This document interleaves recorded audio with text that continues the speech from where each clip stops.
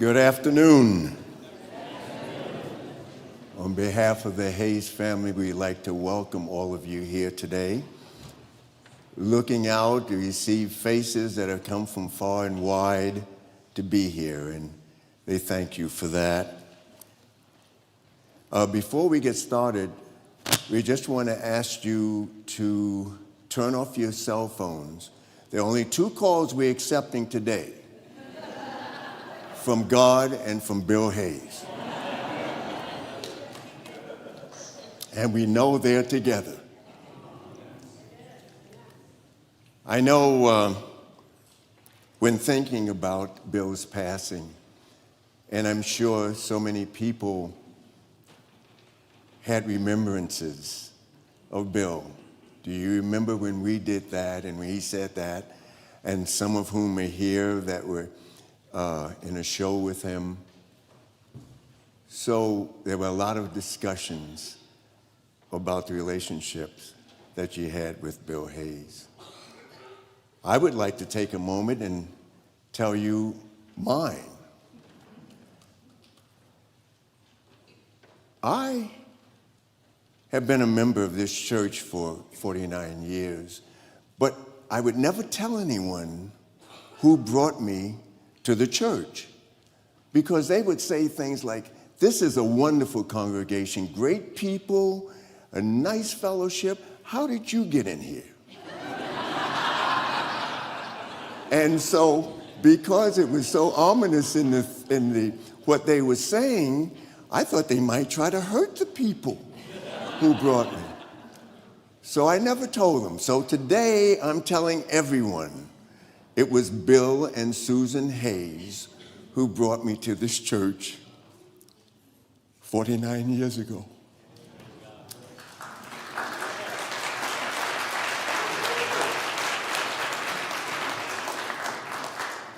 And what is so remarkable, because when I first met Bill and Susan, I was at NBC and I was in network promotions.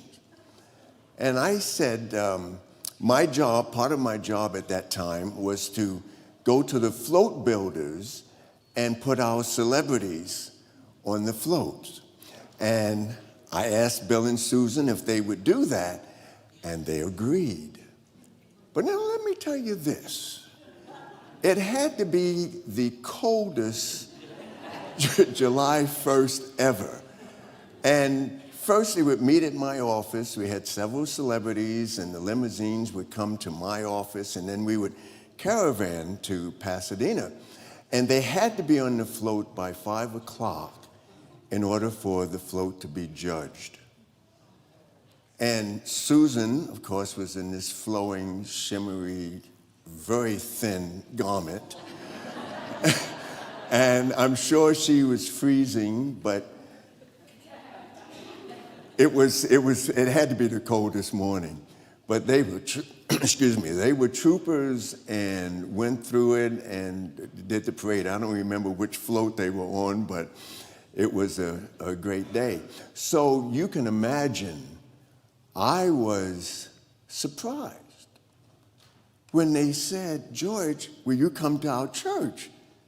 I think they hated me for life, you know? But maybe, thinking about it, maybe they were trying to correct my behaviors. I don't know.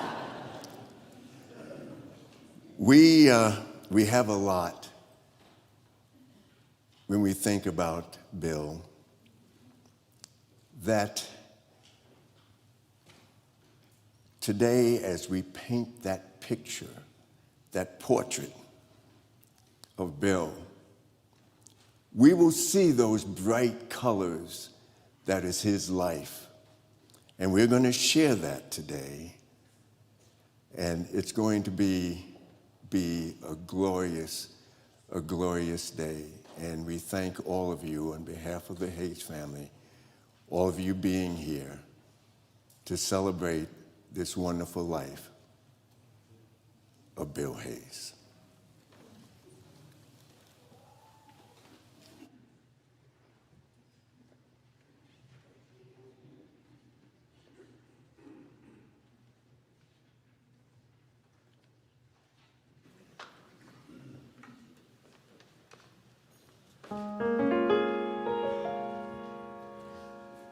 one voice, singing in the darkness.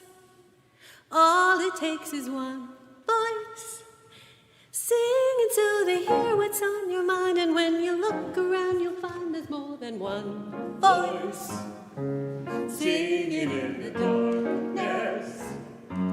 Join in with your one voice, each and every note another octave, and so join in fears of octave. Only one voice that started on its own. You need just one voice, facing the unknown. And when there's one voice, we'll never be alone. It takes but one voice, singing in the darkness. All it takes is one voice, sing until they hear what's on your mind. And when you look around, you'll find there's more than one voice, singing in the darkness. Joining with your one voice, each and every note another octave, and so join the fears of octave. Only one voice will start on its own. You need just one voice, facing the unknown. And then there's one voice, would never be alone. It takes but one voice, a singing in the dark. It takes but one voice, a singing in the dark. It takes but one voice, a singing in the dark. It takes but one voice, just one voice, singing in the darkness. All it takes is one voice, shout it out and let it ring. Just one voice, it takes but one voice, and everyone will sing, sing, sing.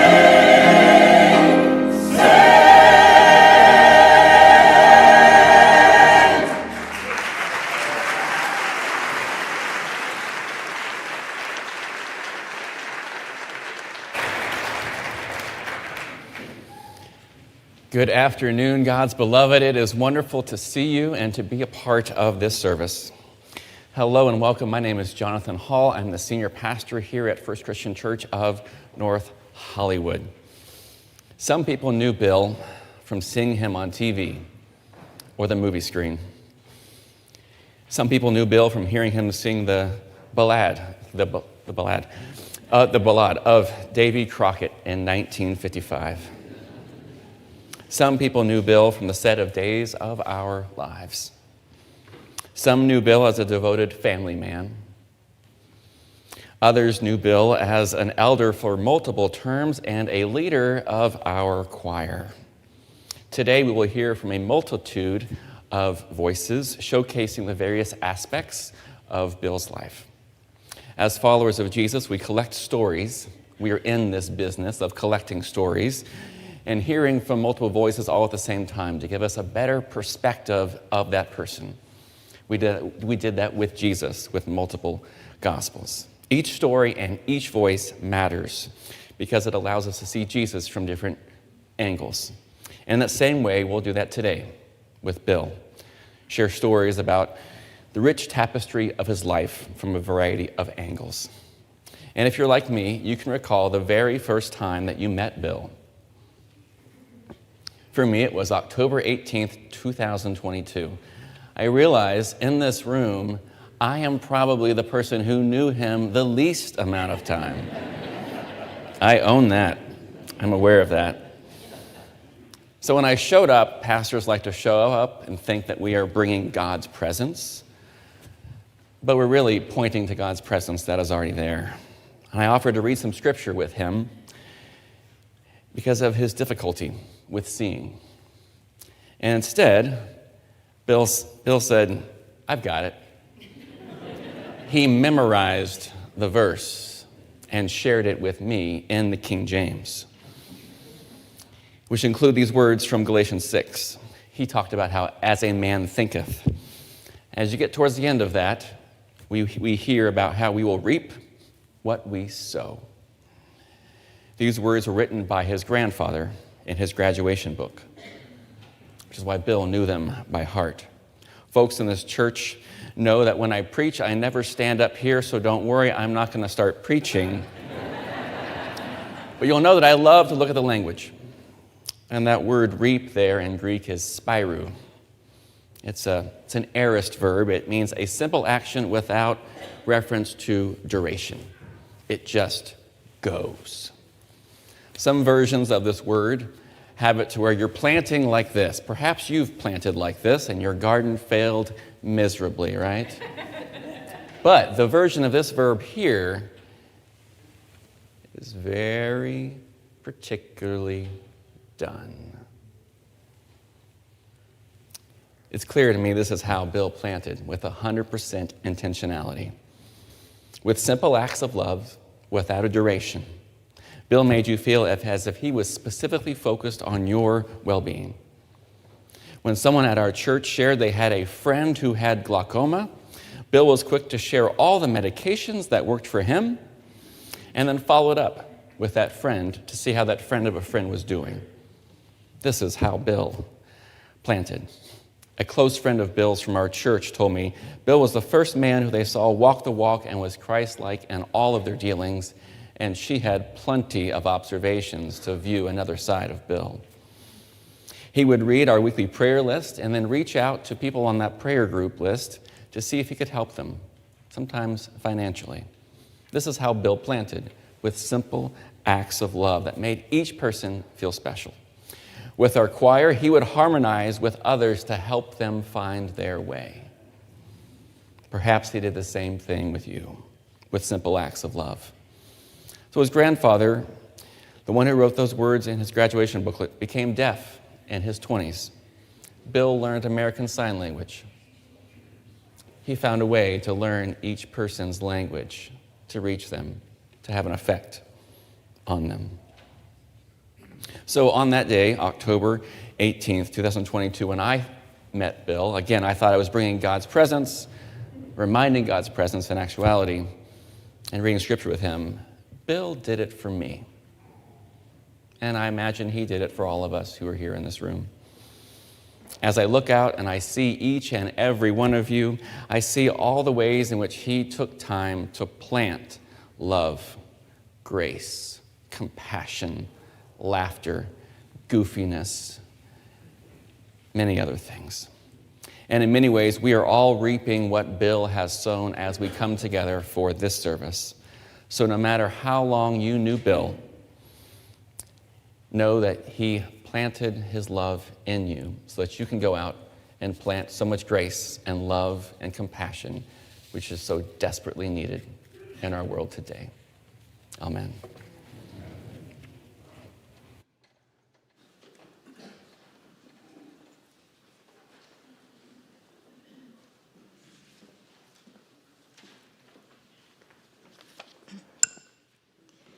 Good afternoon.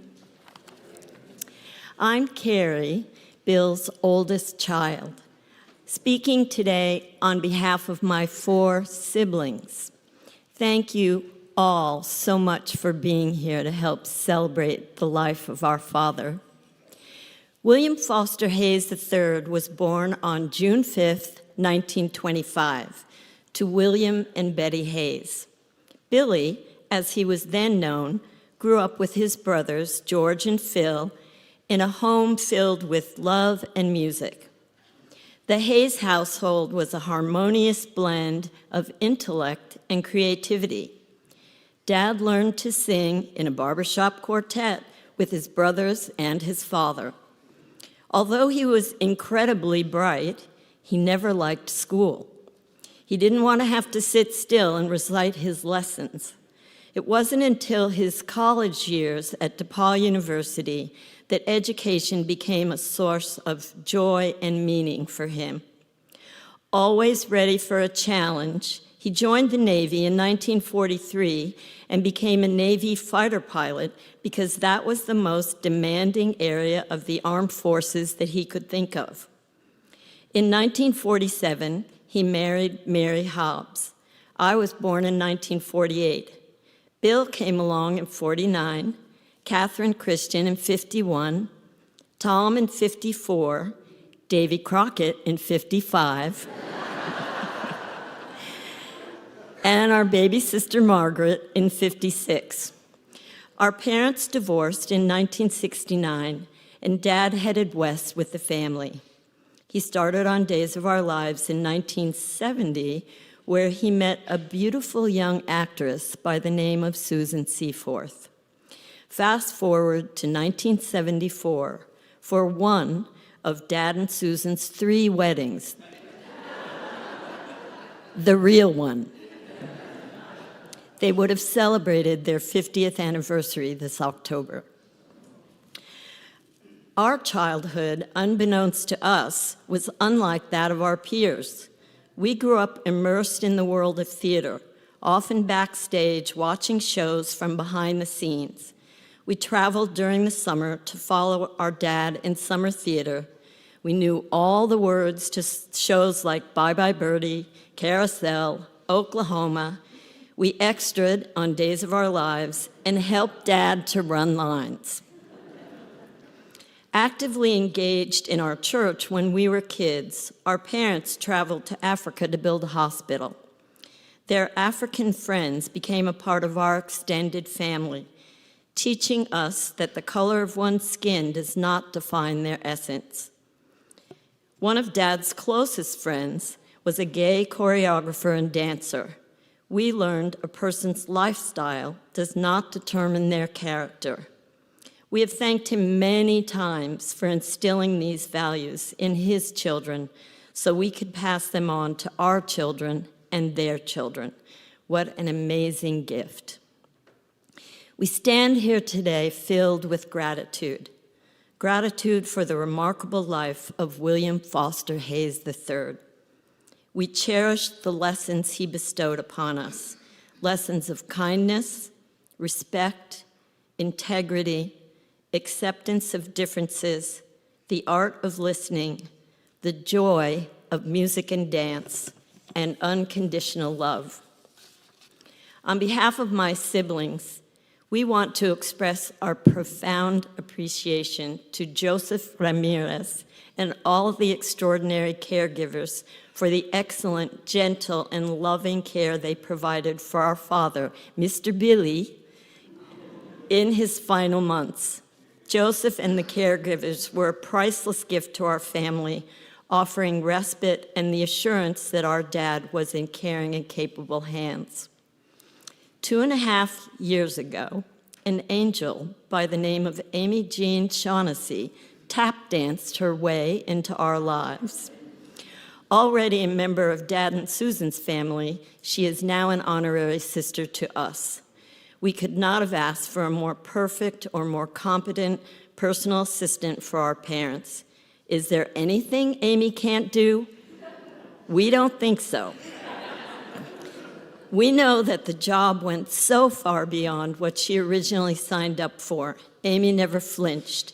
She hung in there, literally putting her body in harm's way one day, trying to break Dad's fall. Amy, we love you. You are forever an official member of our family. Our deepest gratitude extends to the woman who truly brought unparalleled beauty into Dad's life. Born an only child with a quiet, idyllic life, she fell in love with and willingly agreed to marry a man with 5 kids and eventually 13 grandkids and 30 great-grands. She gave up her well-ordered life for the wild chaos we Hayeses love so much. Her love, devotion, and care for her dear Billy were beyond measure, as was Dad's for his sweetie pie. When daily life demanded more care for Dad, she did not waver. If anything, she raised the level of her devotion and care, cooking his favorite poached egg every morning, making sure that he was dressed just so, finding a way to take him to the opera when it was not easy, running lines again and again with someone who could no longer see, and then somehow managing to look beautiful for a day at work. She greeted him every morning with, "Hello, darling," and a kiss on the lips. Susan Seaforth Hayes, I hope you know how much we love you and appreciate every single little and big thing you did for our dad. Grazie mille, ti vogliamo bene. I will close with a quote from our dad. "We have no doubt that upon arriving at heaven's door, he shouted, 'Yippee!'"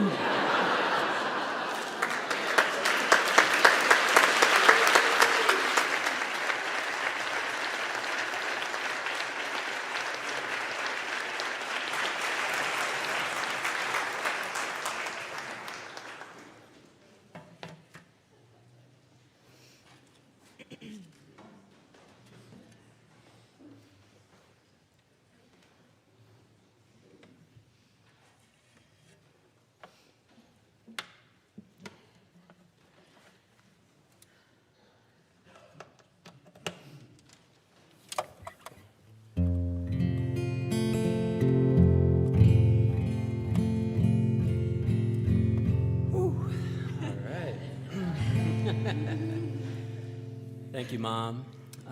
This is a song that our grandfather and this one's great-grandfather used to sing in a show called The Fantastics. We love you, Grandpa.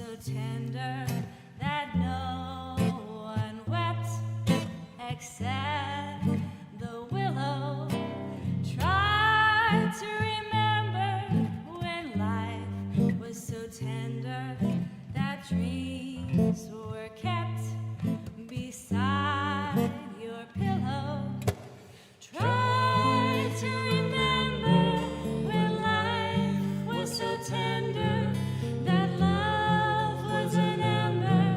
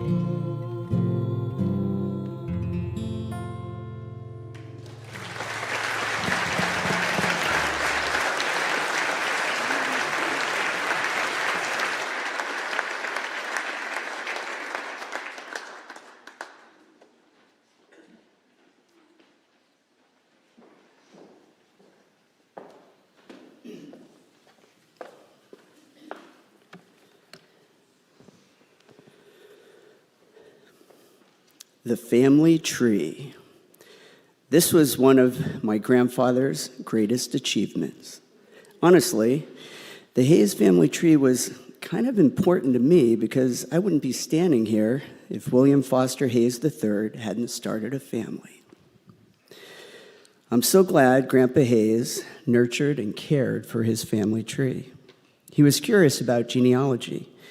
He managed to trace the Hayes lineage back to William the Conqueror, who was the King of England in 1066. How to describe a man who has touched so many people? I decided to ask his descendants. I asked his 5 kids, 13 grandkids, and 31 great-grandkids, give me one word to describe your father, your grandfather, and your great-grandfather. Here they are in the order of age. My mom, Carrie, the oldest, her word is genius. Uncle Bill, encourager. Uncle Tom, greatest. Aunt Peg, positive. Aunt Christian, whispered from above, accepting. My word as the oldest grandson, patriarch. My sister Christy, kind. Cousin Mary Beth, welcoming. William V, learner. Shauna, classy. Heather, gracious. Joe, passionate. Harmony, patient. Cousin Tommy, legend. Brian, creator. Alicia, devoted. My brother Sam, magic. The youngest of the grandkids, my cousin Betty, curious. Down to the great-grandkids, the oldest being Evelyn. Her word is joyful. Andrew, driven. Henry, genuine. My son Oliver, majestic. Amaya, gleeful. Zoe, encouraging. William Foster VI, founder. My daughter Eden, inspiring. Cameron, grateful. Tatum, joyous. My daughter Uma, cheerful. Olivia, generous. My daughter Annabelle, effervescent. Noelle, selfless. My daughter Avery, smart. Ella, gentle. Tobin, talented. Sean, loving. Ruby, fun. My niece Camden, inclusive. Harley, caring. Hannah, laughter. Hope, musical. Isabel, happy. Carter, best. Claire, awesome. Brooke, singer. Melody, dedicated. Evelyn, smiling. And my newest nephew, who I thought we might hear crying a little bit in here. Oh, way in the back, Mateo. He whispered to me a few days ago, harmony. And coming in at number 31, with Alicia's number 32 coming soon, Amy and I put our ears to the belly to hear our soon-to-be-born daughter whisper the word, love. We all love you, Grandpa.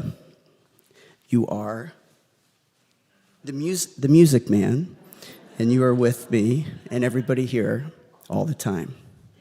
Thank you.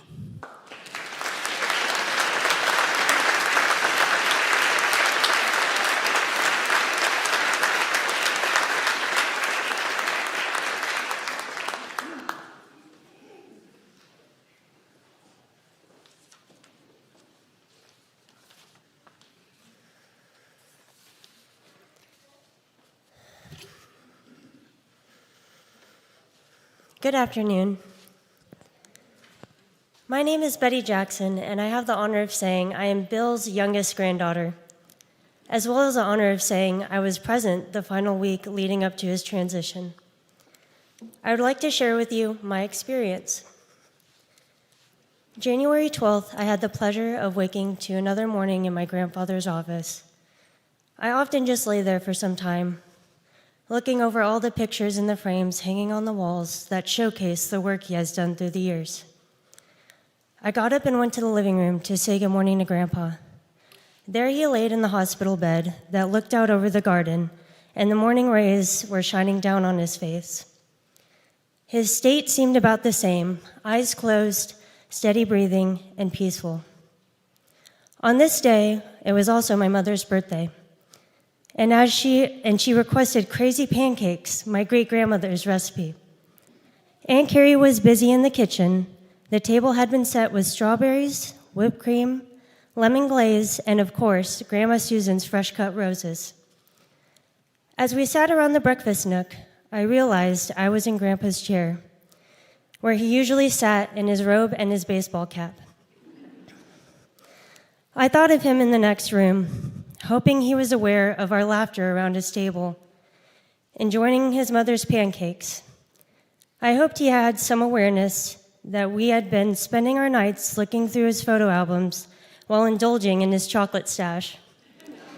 Most importantly, I hoped he knew that we were together and we were supporting each other through this.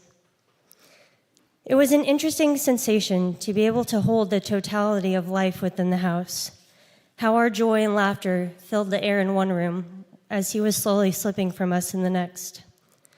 And somehow it was deeply and undeniably beautiful. All that week, the house had been lively. Whether it was show tunes playing or family singing, there was always music. Each time any of us passed him, we would shower him with kisses and whisper, "I love you," in his ears. Friends came over, one after another, bringing the gift of food and song. Apart from brief outings, we all stayed close to Grandpa. Thinking it would be nice to get out for my mother's birthday, us girls planned a shopping trip just to a boutique just a few blocks away. We weren't in the store for about a minute when we got the call from Amy and Uncle Tom to come back. We returned to the house to find that Grandpa had peacefully parted. Grandma Susan got into bed and laid beside him. As we began to rearrange the room to settle into this moment, my mom had moved the speaker, accidentally pressing the play button, and the lyrics that played were, "We'll meet beyond the shore, we'll kiss just as before. Happy we'll be beyond the sea, and never again I'll go sailing," before it was shut off. We fell into the moment. We gave each other the grace to express and witness the pain of parting. Rose petals were placed around him on the bed, and the flowers and candles adorned the room. We sat with him for a long while, thanking his vessel for giving him a long and healthy life and being the home of a spirit that had so greatly impacted our lives. I watched as they came to collect him. My eyes were called away from his body to the brightly colored portrait of him that hung in the dining room, stoically standing there in his graduation robe with the diploma in hand at the age of 73. It was also the same age he made the trek up to Machu Picchu.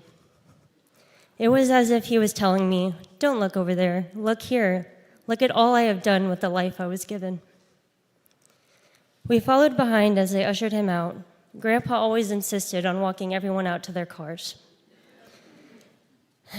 And this invoked memories as we followed behind him. I started recalling all the times when I was driving away from the house and looking back and watching him wave in the rearview mirror. So I waved goodbye too.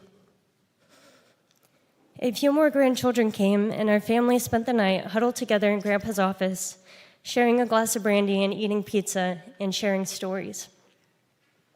The past week had been real, raw, and heart-wrenching, but I would never change being there.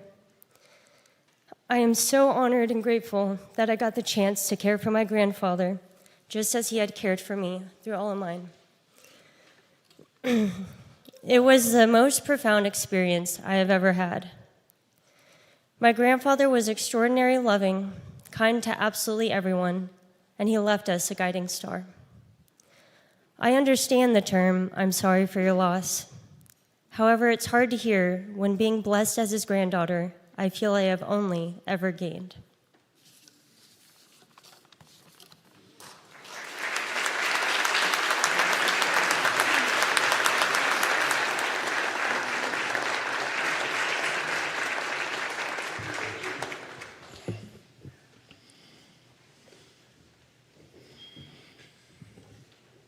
A quote from Bill Hayes from an album, one of the albums, many albums he did. It's one of my favorites. Bill said, "My hope, of course, is that some of the songs I've done may have touched your life. Spontaneous vibrations of two heartstrings on the same pitch at the same time is a good thing." One of the first times I heard of Bill Hayes is when he paid tribute to an American frontier legend and to John Dixon and I, a true hero in our home state of Texas, when he sang a song that went like, born on a mountaintop in Tennessee, green estate in the land of the free. He was raised in the woods, so he knew every tree, and killed him a bar when he was only 3. And everybody sang, Davy Crockett, king of the wild frontier. I first met Bill right here in this very church, in this choir up here in the late 1970s. He asked me to work with him on Days of Our Lives. He was paying tribute to the great Hank Williams, and did a Hank Williams song that he had recorded in 1953 on MGM Records. Hear that lonesome whippoorwill, he sounds too blue to fly. That midnight train is winding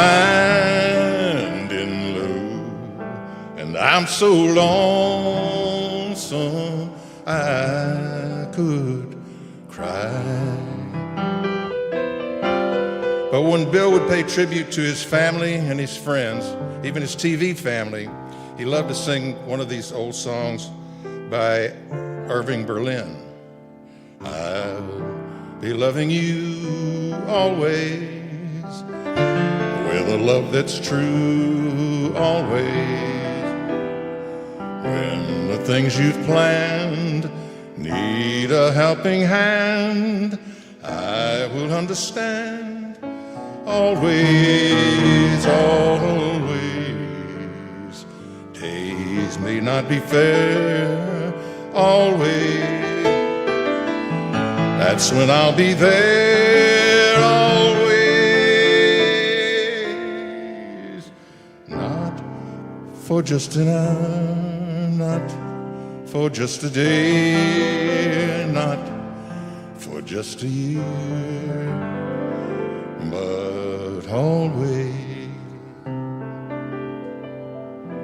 But Bill's greatest tribute of all to his closest friends, and especially his most beautiful girl in the world, and the love of his life, Susan, I know exactly how he would pay tribute to her. I've been so many places all my life and time, sung a lot of songs, made some bad rhymes. I've acted out my life on stages with 10,000 people watching. Now I'm alone and I am singing this song to you. Well, I know your image of me is what I hope to be. Sometimes I treated you so unkind, but darling, can't you see? There's no one more important to me. So darling, won't you please see through me? 'Cause we're all alone now, and I'm singing this song to you. You taught me precious secrets, with the truth withholding nothing. You came out in front while I was hiding. But now I'm so much better, and if my words don't come together, just listen to the melody, 'cause my love is in there hiding.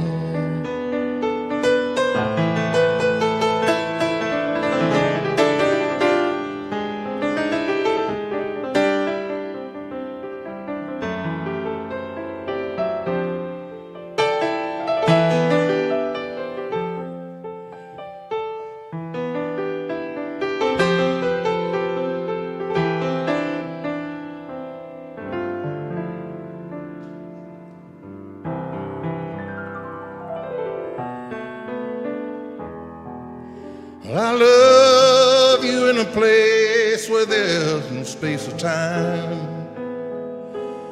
And I love you for my life. You're the best friend of mine. And when my life is over, remember when we were together. We were alone, and I was singing this song to you.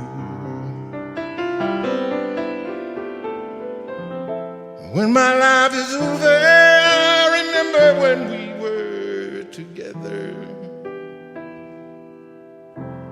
We were alone, I was just singing a song to you, to you.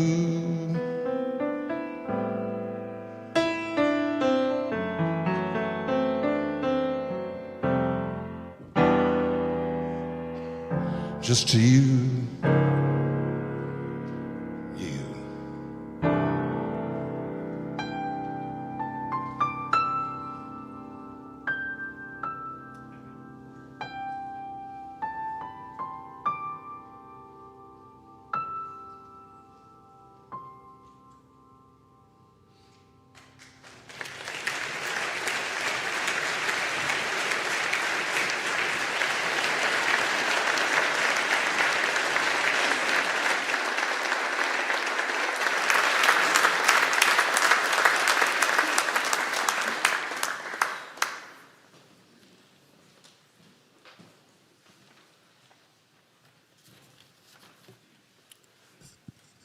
Good afternoon. My name is Ken Corday. I am, I guess, a showrunner, or sometimes run over by a show. I'm honored and privileged to be able to speak on behalf of the Days family this afternoon. Thank you, dear Susan, for giving me this privilege. Bill Hayes was the embodiment of the immortal words, "The show must go on." Bill was the ultimate pro. Any of us that worked with him knew this, and knew this for 50 years. Bill and his beautiful wife, Susan, from sea to shining seas, Seaforth Hayes, were the standard bearers for the daytime TV term super couple. They created it and were the definition of it. They set the bar. Bill was so darn lovable. That quality shined forth throughout his incomparable career on television as well as in his rich personal life. We all love Bill so much. Everyone in this room, we can feel it today. When it comes to our mutual connection, Bill and myself, to Days of Our Lives and the thousands upon thousands of episodes we spent together, Bill and I had a lot in common, including a love for music. I have fond memories of Doug's Place on the Lake with Bill singing solo or doing duets with the great Robert Clary, Patty Weaver, et al.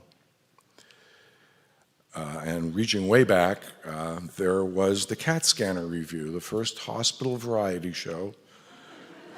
Yes, the very first. Featuring the cast's comedic routines accompanied by song and dance numbers which Bill brilliantly starred in, choreographed, directed, and basically made happen.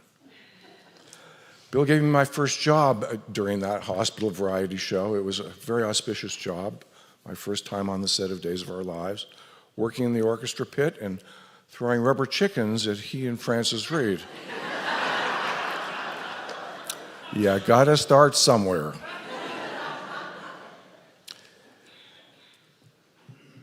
Bill brought the writing on the page to life on the small screen for more than 5 decades, which is such a unique legacy. He was always prepared and a joy for his scene partners and the production crew to work with. Bill worked almost until the very end of his life. We all remember it was just yesterday that he and Susan and Dick Van Dyke danced a trio on our set, a moment that will be frozen in time forever, a great moment. And Bill was there in his wheelchair, and a 5, 6, 7, 8, and away they went. Loved him.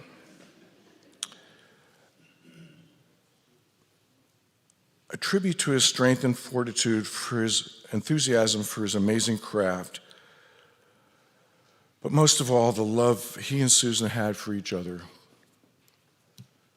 Today is a day that we should all celebrate Bill. We're sad that he's left us and we've lost his presence in our lives here. But we will all be reunited again someday. And I look forward to that day, not real soon. But I will also say, yippee. When I heard our wonderful pianist playing that song, Always, it got me. It was about a year ago. Bill and Susan came to our house for dinner. I played the piano, not so well, and we sang that song together. And remembered Mac and Francis singing that song together, MacDonald Carey and Francis Reed, and it touched all of us. God bless you, Bill. God bless us all for having the privilege and love to have known you so many years. I am grateful to have had the time with you, Bill. Thank you.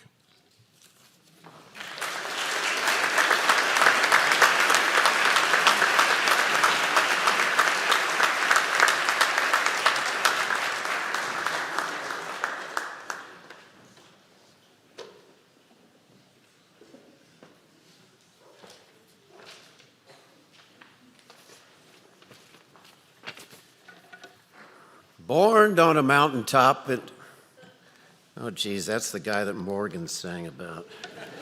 Wait a minute. Here we go.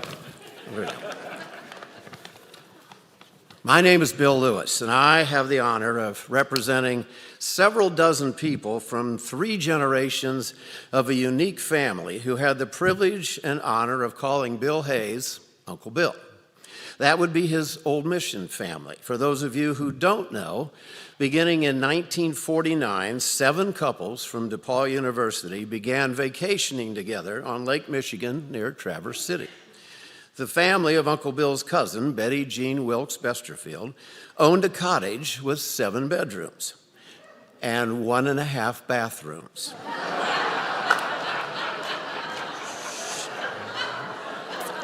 She and her husband, Alan, invited their friends up for the week. Everybody had so much fun, they decided to do it again the next year. And this summer, we will celebrate our 75th year together. Now,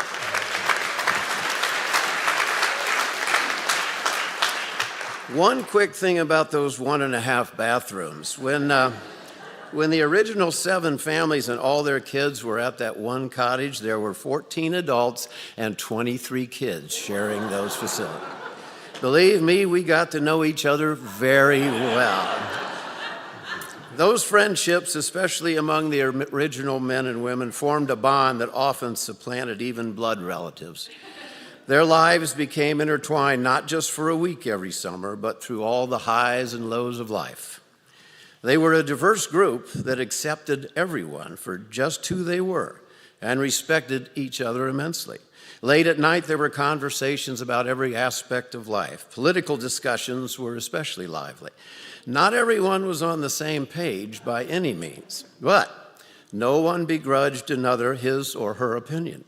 Differences were aired and dissected with a decorum seldom found today. Singing was a big part of the glue that held the group together so tightly. You could rightly say that the 7 families were related by 2 things: love and music. Each night when it was time to put those 23 kids to bed, everyone would gather in the big living room and sing. Most of the songs we sang, and still sing today, are at least 100 years old. For the most part, they were handed down from Uncle Bill's dad to him, then to a group he sang with in college, and finally to all of us on chilly summer nights in Michigan. Carrie talked earlier about how her dad would listen to his dad sing. Grandpa Hayes loved barbershop quartet music, and Uncle Bill eventually joined him in that genre. He took his love of barbershopping to DePaul with him. During his senior year of high school, he went to the Lambda Chi Alpha fraternity house to visit his older brother George. As fate would have it, there was another high school senior visiting DePaul and Lambda Chi that very same weekend. His name was Jack Lewis, my father. To hear Dad and Uncle Bill tell the story, it didn't take long for them to discover a mutual love of music. They ended up singing together that weekend and kept it up for the next 72 years until my dad passed away 10 years ago.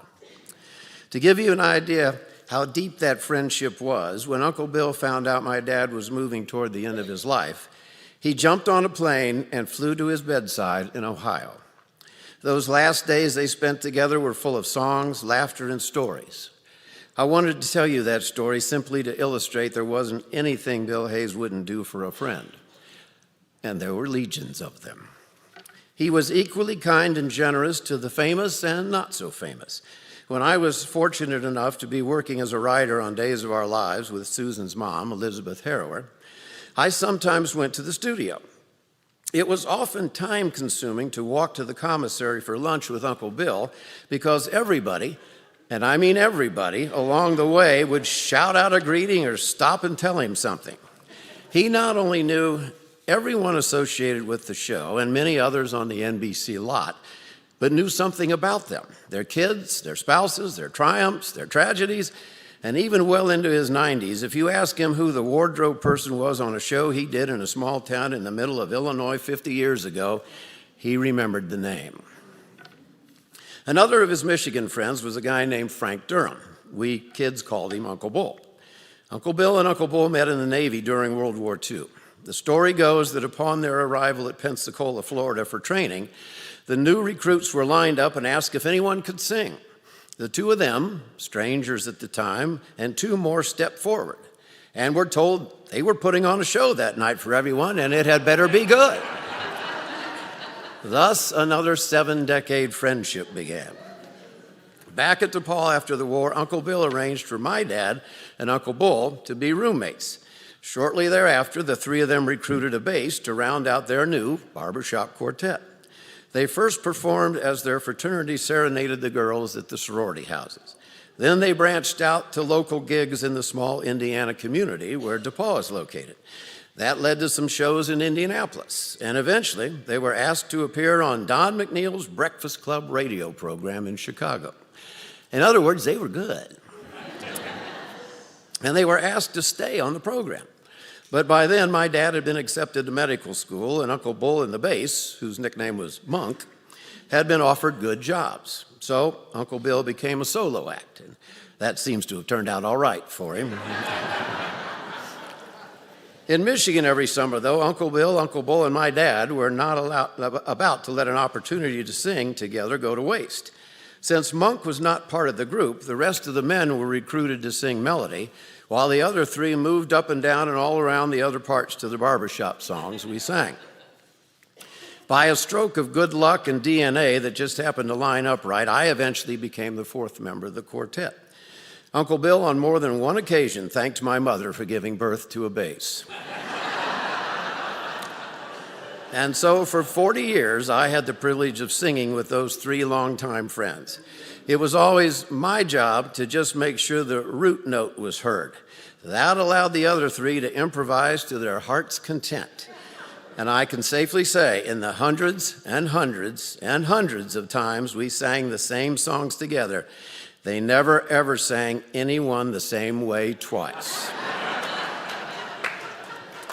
We got to sing in public several times, and I just want to share with you one of my favorite nights. In 1989, there was a reunion in Washington, D.C. of Navy veterans who had been in the same type of programs as Uncle Bill and Uncle Bull during the war.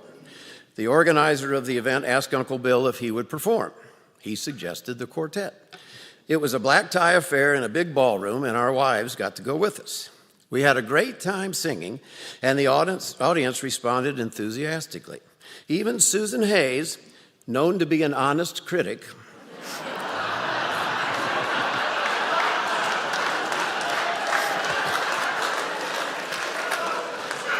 she thought we'd done pretty well.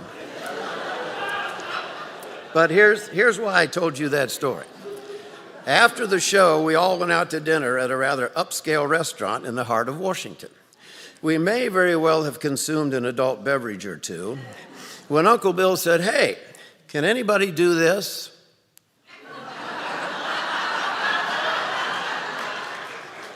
Sure enough, he picked up his spoon and stuck it on the end of his nose. Of course, we all had to try it. And much to the delight of the wait staff, we all managed to have spoons dangling from our noses at the same time. His talents really knew no end. I mentioned earlier that I was fortunate enough to work on Days many moons ago. One of the best things that came from my time out here in LA is I got to see up close and personal what a special man Bill Hayes was.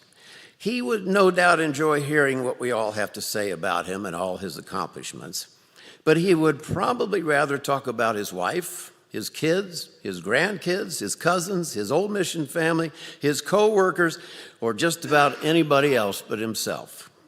But too bad. Uncle Bill, today is all about you. Your relationships with everyone who knew you were special.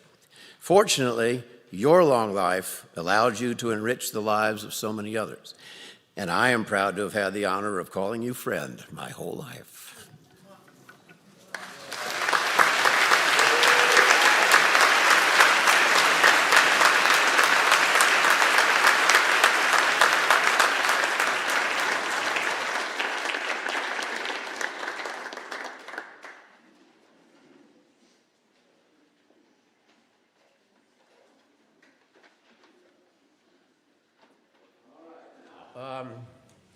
Susan told me that when she was talking to Uncle Bill about music that he might like at a service, he said, a variety would be great. But he said, there's one song that I would really like to have sung.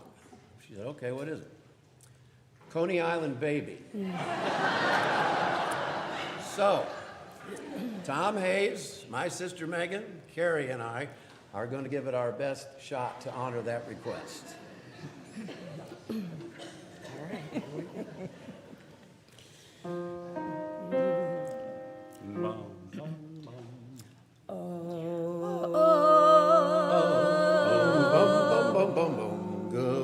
Goodbye, my Coney Island baby. Farewell, my own true love, true love. I'm gonna go away and leave you, never to see you any. Never gonna see you any. I'm gonna sail upon that ferry boat, never to return again. So goodbye. Farewell. So long forever. Ba-da-dee-boo. Goodbye, my Coney Island. Goodbye, my Coney Island. Goodbye, my Coney Island babe. We all fall for some girl who dresses neat, some girl who's got big feet. We meet her on the street, then we'll join the army of merry boobs to the altar. Just like leading lambs to slaughter. When it's over, oh boy, we get it good. Bachelor days we then recall. Rich man, poor man, beggar man, thief, doctor, lawyer, merchant, chief. We all are bound for goodbye, my Coney Island baby. Farewell, my own true love, true love. I'm gonna go away and leave you, never to see you any, never gonna see you any. I'm gonna sail upon that ferry boat, never to return again. So goodbye. Farewell. So long forever. Ba-da-dee-boo. Goodbye, my Coney Island. Ba-da-dee-boo. Goodbye, my Coney Island. Ba-da-dee-boo. Goodbye, my Coney Island.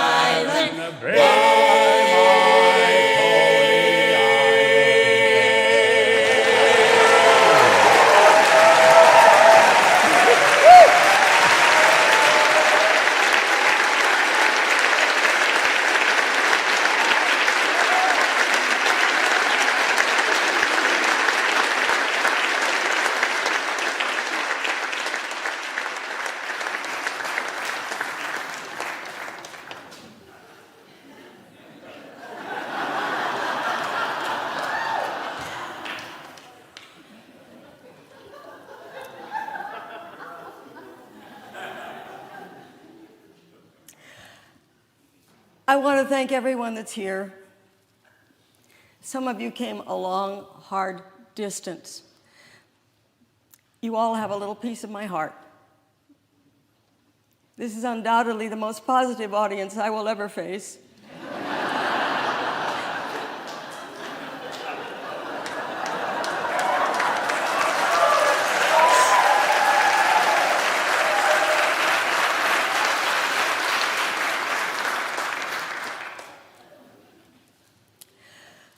The look of love, Bill Hayes had it and made this world shine with it, especially when he was looking at us. He was born to matchless parents whose 3 boys grew up to become part of what America calls the greatest generation. His lady mother, Betty, had the playful warmth and imagination of a fairy queen, Betty. William Foster Hayes, his debonair father, was a nurturing parent with theatrical flair and this robust tenor voice. Billy's first memory of being alive was climbing out of his crib and crawling along the floor to the top of the stairs so he could hear his father's barbershop quartet rehearsing. The Hayeses lived in Harvey, Illinois, a suburb of mighty Chicago, and little Billy loved to play baseball. He played baseball every day with his brothers and the kids in the neighborhood. And he also played piano with the natural ear to knock out any tune in any key. This unsettled his piano teacher, who discouraged such unbridled musicality. So he switched to the violin and fiddled away until his 92nd year. At Thornton High School, he joined the orchestra and began singing with his dad's church choir.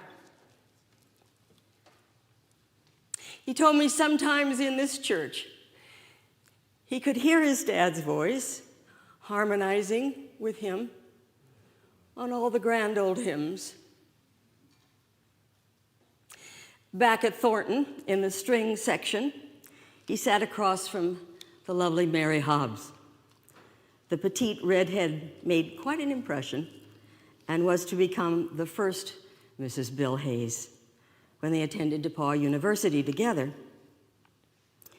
Yes, during World War II, he joined the Navy and trained to become a fighter pilot.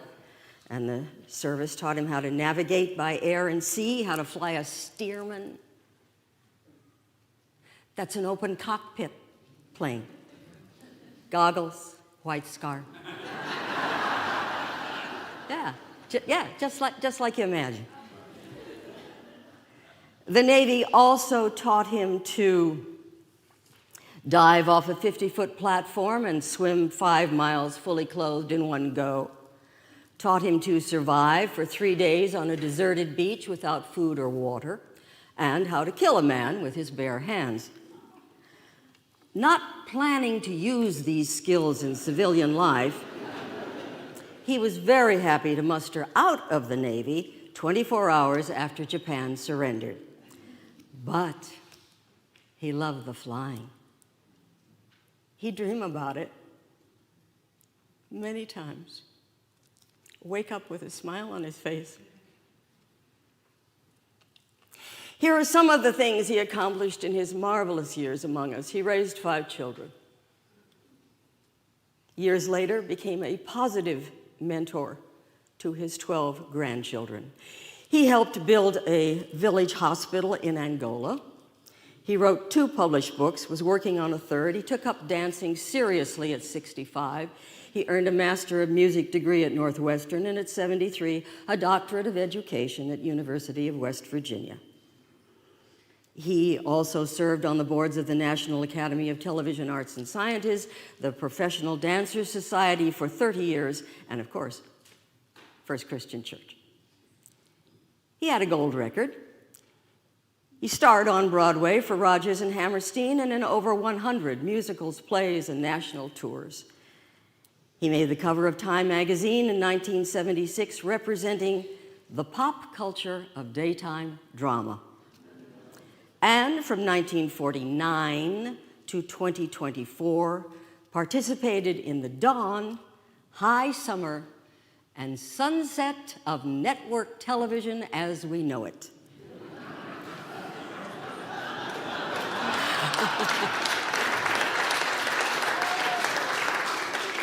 There is a Lifetime Achievement Award on his piano. I should hope so.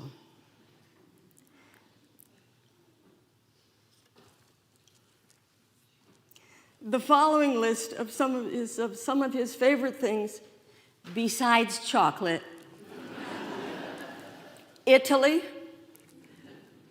grand opera, lyrics, puns of his own composing, family dinners and choir rehearsals and tap dancing and up-tunes, new places to visit and old songs to sing.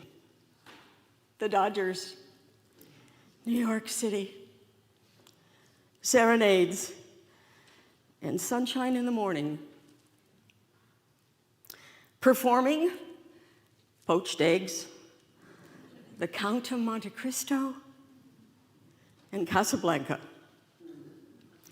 Every single Christmas card with photos of his friends and family.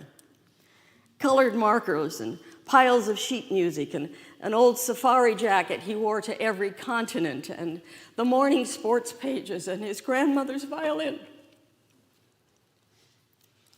Red roses, red lips, red sauces, red wine. And an Indian ruby he gave to me. He took me to the Taj Mahal. He took me to the pyramids. He took me to the Great Wall of China. And he took me to paradise with every kiss. Songs he composed: Ramshackle Daddy, Here Comes the Macy's Parade, I Love to Tap, and I've Got the World by the Tail. Joyful tunes from a heart pounding with the rhythms of life. His mind and spirit never changed. I promise it never changed, till all those happy birthdays took his strength away. What gifts he had. My sweetest of sweethearts, my beautiful, ageless troubadour. My love is like a red, red rose that sweetly sprung in June. My love is like a melody that's sweetly played in tune. What will people remember about this exuberant, intelligent, spiritual gentleman The music, the great performances, the good times. You know, besides his talents, each one of you spoke of his kindness. In Webster's dictionary, the word kind means gentle and generous. Yeah, that's it. I mean, that's it exactly. He treated all strangers as potential friends and never returned indifference with a harsh word or a cynical remark. Why did we all love him so much? Because he saw us. Bill gave everyone, the visitor at his door or a troubled grandchild, a smiling greeting that was full of optimistic expectation. What he saw in us was something wonderful. And we became, in his company, as wonderful as we all want to be. No surprise, his favorite movie was Love Actually.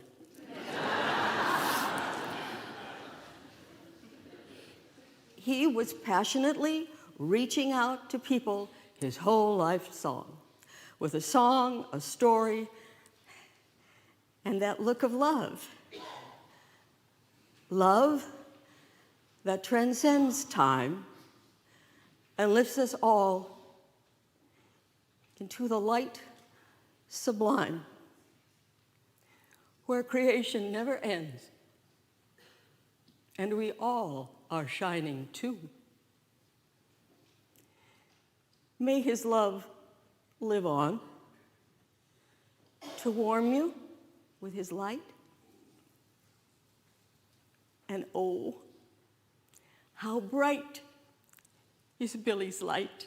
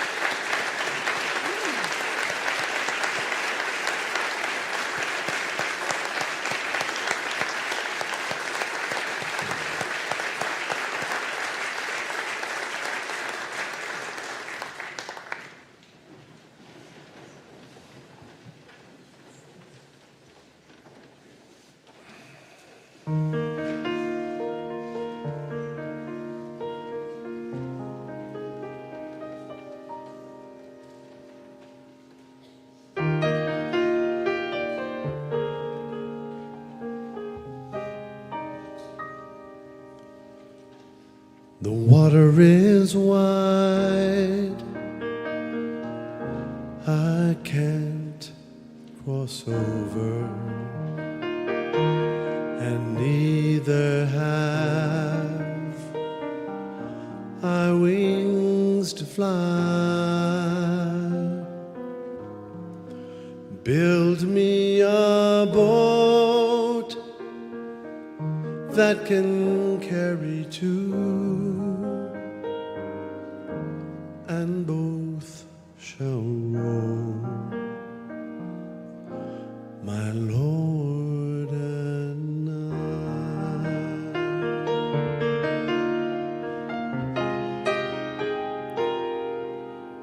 There is a ship,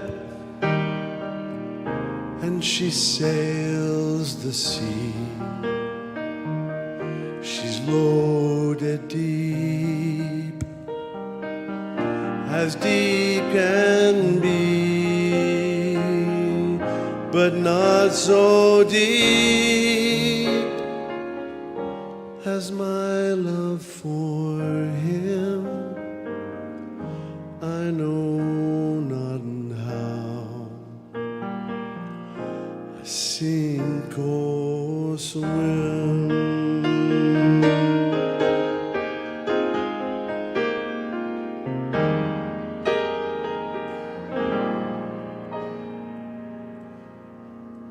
His love is steadfast, His love is kind. He sailed me through the winds of time, and now He comes calling to His own to take me back, to sail me home.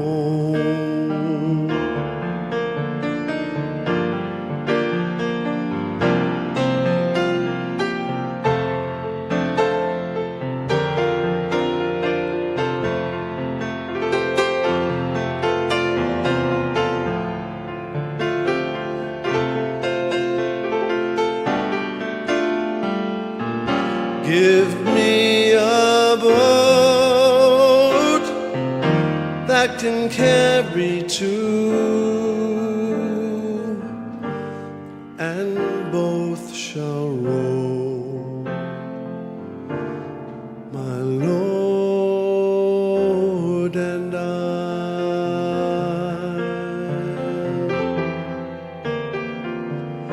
And both shall row, my Lord and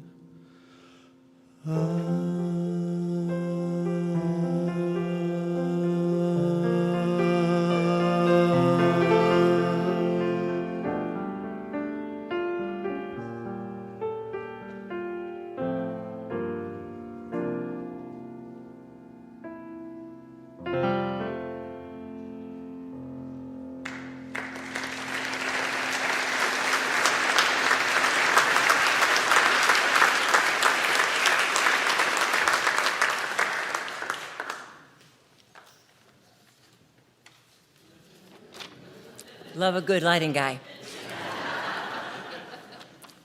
I don't know who I offended that put me in a position where I have to follow Susan Hayes talking about Bill Hayes.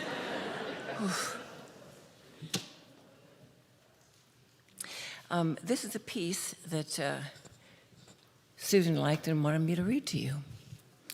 It's called Gone From My Sight. I am standing upon the seashore. A ship at my side spreads her wide sails to the morning breeze and starts for the blue ocean. She is an object of beauty and strength, and I stand and watch her until she hangs like a speck of white cloud just where the sea and sky come down to mingle. Then someone at my side says, "There, she's gone." Gone where? Gone from my sight. That is all.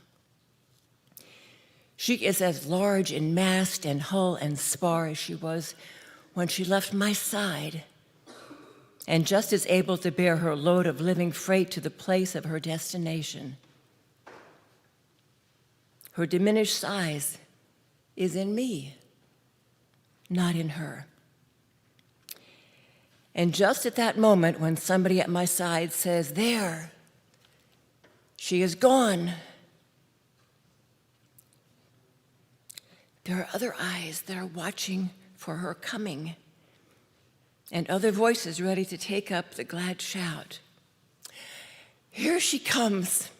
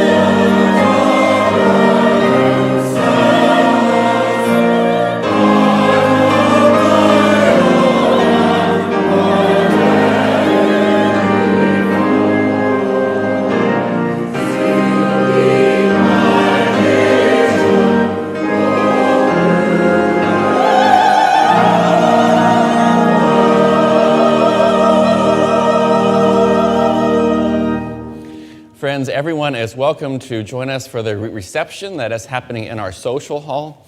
I would ask you, if you're able to go out those doors and go to the right, and then up some stairs into the next building over. If you need walking assistance up the stairs, I invite you to go through these doors that are right here by the pulpit. In Ancient of Days, the priest would give the benediction, which is what I'm doing right now. And the words were thought to hang over the people until they were to meet again. And so if I were to choose words that hang over you, I would invite you back to that book of Galatians. It's one of those books that Paul wrote that was not written to anyone in particular.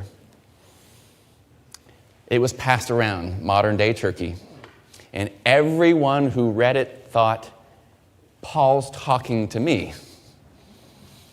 When you interacted with Bill, you had his whole attention. Our world needs us to live this way, to love that way. So may you, until we meet again, make somebody feel like you are talking just to them. And may you hear these words from the great Bill Hayes, and may they hang over you as we go forth.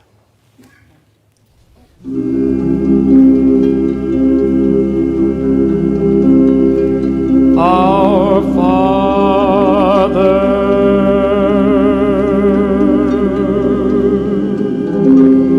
which art in heaven,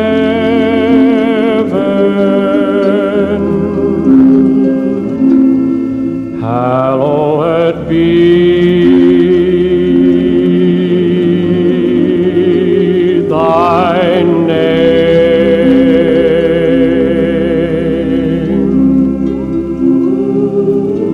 Thy kingdom come, thy will be done in earth as it is in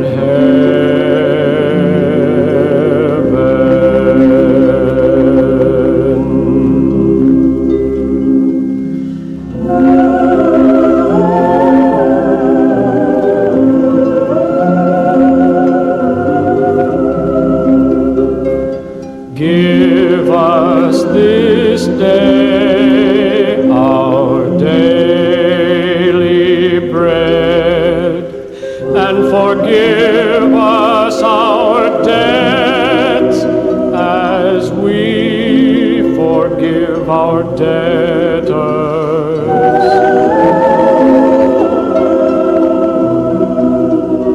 And lead us not into temptation, but deliver us from evil. For